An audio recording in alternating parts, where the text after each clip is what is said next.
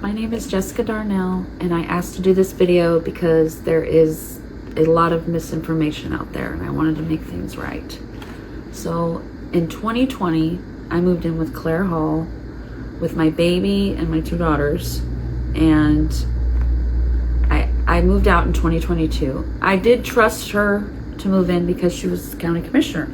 She's, and while I lived there, I paid $1,000 in rent.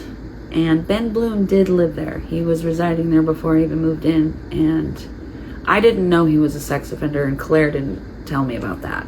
And I actually let him babysit my baby at the time. And he actually drove my teenage daughter and a lot of her friends to the high school in the mornings. And one day I had went to work. I needed him to babysit.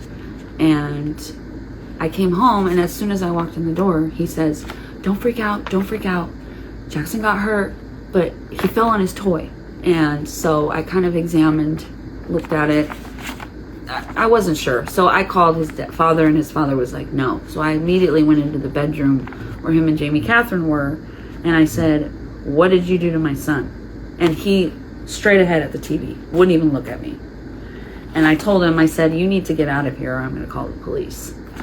And he did. And him and Jamie Catherine packed up all their belongings and moved to Arizona, and as far as I know, they're still there. And police came one time. The police showed up, and I was scared. I was afraid, and Claire immediately said, take my car, and you guys can get out. So we, piled up in her car and left. I just recently heard about how Claire, before I moved in, she had actually tried to get Josh Ewing out of jail. He was in jail for being under investigation for molesting our daughter. And she tried to get him to live with her to get him out of jail. And when I lived with her, his stuff was everywhere, all around the house. And I just didn't put two and two together. So when I heard about that, I asked her, I sent her a Facebook message, and I said, I just was told that you were trying to get Josh Ewing out of jail when he was in jail for what he did to my daughter. And she said, or I asked her about it. I said, who was that? Who was that? She said, it was Josh Ewing. And I said, why would you do that? And she said, I believe everybody deserves second chances.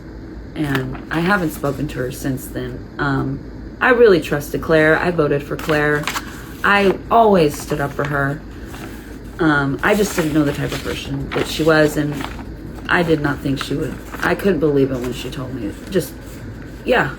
going to let Josh live there.